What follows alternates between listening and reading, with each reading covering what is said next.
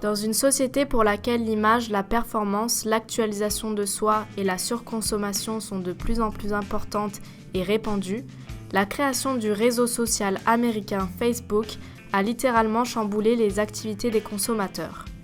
Au courant des 10 dernières années, l'organisation créée par Mark Zuckerberg a suscité énormément de controverses, en particulier sur la légitimité de la gestion et l'utilisation de ce qu'on appelle les mégadonnées. Ces mégadonnées ont pour but principal de personnaliser et de projeter de la publicité aux 1,8 milliard d'utilisateurs de Facebook. Amazon, eBay, tous peuvent en profiter d'un espace pour promouvoir leurs produits de façon rapide et efficace. Plusieurs questions se doivent d'être posées. Qui a réellement accès à ces mégadonnées ? Quelles sont les parties prenantes qui peuvent profiter de ces informations ? Où est la limite du respect et du droit à la vie privée des utilisateurs ? Les activités de surveillance massive seraient-elles néfastes pour la collectivité ? Fiction ou réalité ? Voici Facebook et l'utilisation des mégadonnées.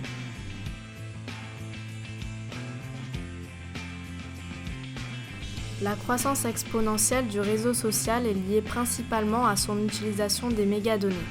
Qu'est-ce que les mégadonnées ? Ces données volumineuses ou le big data désignent l'ensemble d'informations qui sont recueillies auprès de diverses sources, dont les fournisseurs, les clients et les concurrents.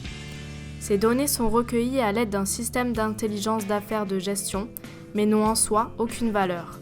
C'est l'utilisation de celles-ci avec un système de gestion d'intelligence d'affaires qui explique la création de valeur de l'entreprise. Une composante clé dans le traitement des mégadonnées est l'algorithme. C'est grâce à son utilisation que Facebook peut faire parvenir à ses milliards d'utilisateurs de la publicité personnalisée. Cette publicité personnalisée est le fruit du traitement par les algorithmes de la quantité colossale d'informations, notamment des intérêts ou autres informations personnelles issues des interactions sous forme de statut, les fameux likes, messages, etc. Elle permet donc d'influencer le comportement des consommateurs. Voilà pourquoi Facebook a chamboulé notamment la fonction marketing au sein de nombreuses corporations. En bref, le réseau social utilise les algorithmes pour que ses utilisateurs naviguent sur des pages avec la haute probabilité que celles-ci leur intéressent.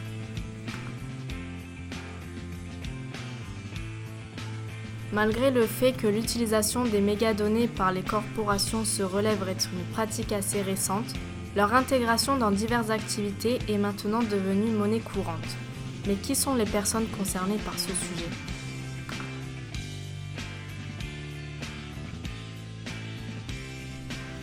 Avec plus de 1,8 milliard d'utilisateurs, ce groupe représente la plus grosse partie prenante en termes de taille. Ce nombre colossal d'individus a une grande influence sur les normes sociétales, pouvant modifier ce qui est jugé comme acceptable du jour au lendemain. C'est d'eux que Facebook tire ses données, le rendant financièrement dépendant de leur comportement. En créant leur compte, chaque utilisateur coche une case qui confirme qu'il a bien lu et accepté les conditions générales d'utilisation, de politique de partage de données et de publicité. Toutefois, la majorité des utilisateurs ne lisent jamais ces informations. Le manque d'informations sur les mégadonnées et une couverture médiatique insuffisante font que les utilisateurs demeurent ignorants de l'étendue des informations récoltées. À qui sont-elles distribuées et dans quel but ? Les firmes partenaires échangent et achètent des mégadonnées sur les utilisateurs. Ces organisations paient pour recevoir des informations sur les utilisateurs ou pour faire de la publicité directement sur le réseau social.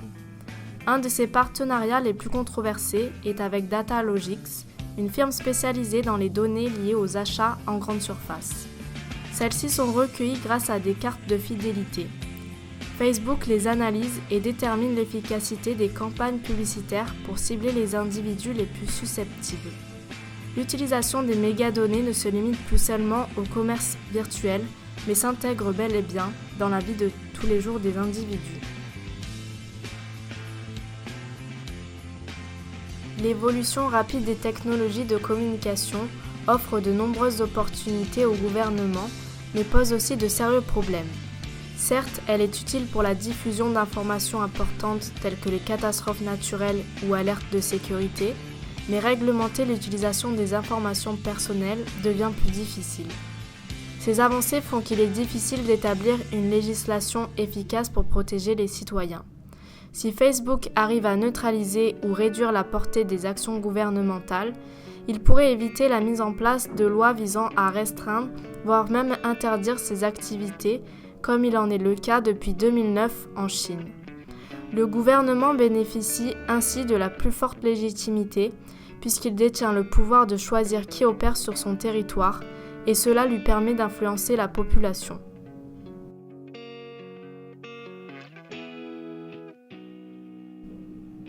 Ce sont les employés qui gèrent la création d'algorithmes sur lesquels s'appuie le big data, mais aussi les relations avec les utilisateurs et leurs partenaires.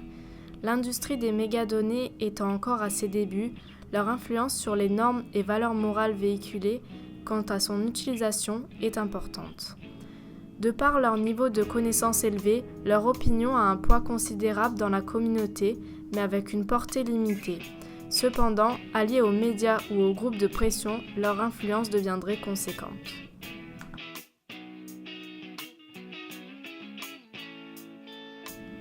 Il existe deux types de groupes.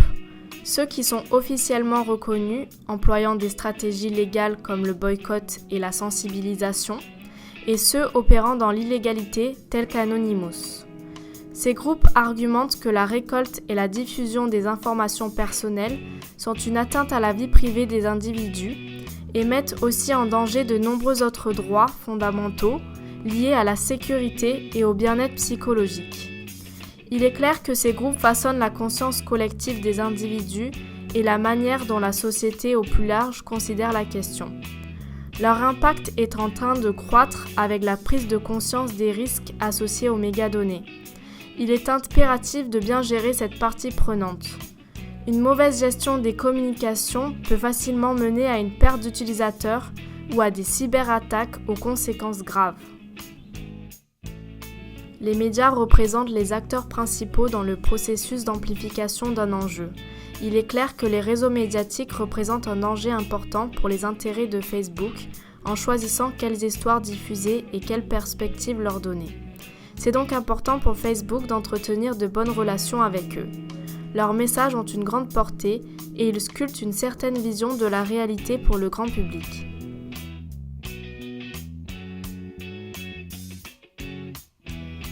C'est en popularisant son nouveau réseau social et en s'assurant que son utilisation paraisse nécessaire à l'inclusion sociale que Facebook a obtenu sa légitimité cognitive.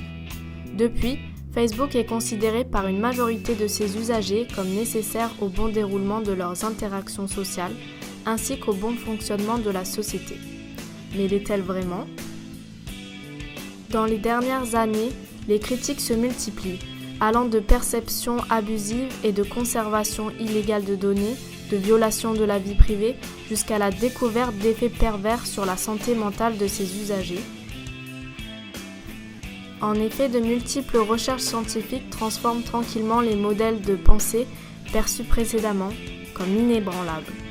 Plusieurs études concluent qu'il existe une forte association entre l'utilisation des médias sociaux et le sentiment d'isolation sociale, la jalousie, la dépression, la faible estime de soi et le sentiment d'infériorité. Plutôt que de représenter adéquatement la réalité, ce qui est partagé sur Facebook ne pourrait généralement pas plus s'en éloigner, permettant de projeter l'image d'une vie hautement idéalisée à l'aide de photos habilement choisies. Cette utilisation des réseaux sociaux peut susciter l'envie et favoriser la croyance que les autres sont plus heureux et plus accomplis, ce qui, selon les chercheurs, peut accroître le risque de dépression et réduire l'estime de soi. Mais cette critique quant aux effets pervers sur la santé des usagers n'en est qu'une parmi tant d'autres.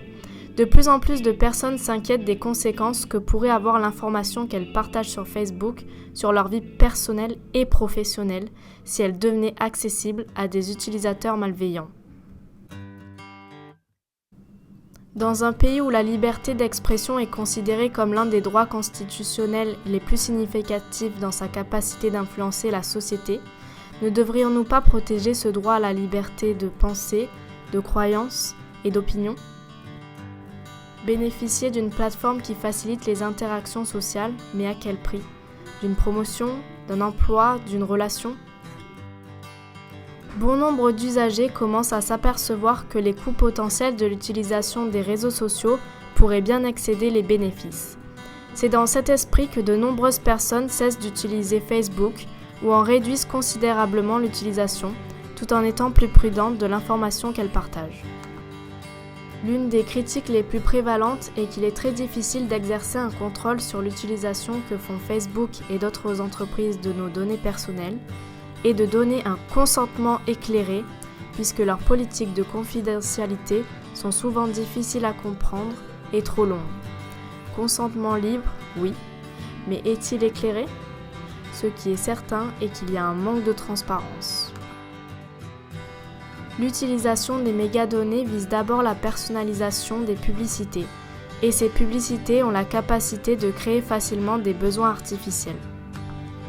Ces besoins artificiels, créés par nos sociétés de consommation développées, engendrent d'importantes défaillances, notamment le gaspillage et l'endettement, comme en témoignent les statistiques sur l'endettement des foyers canadiens.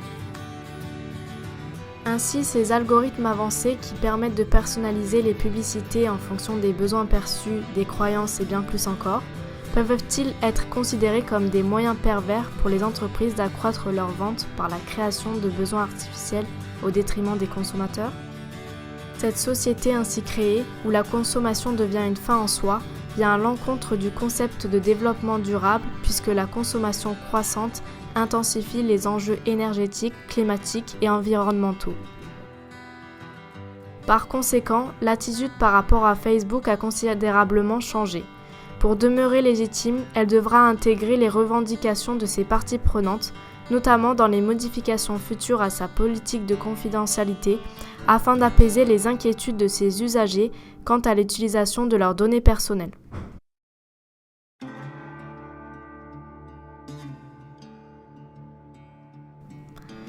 Les outils pour protéger la vie privée des Canadiens sont insuffisants.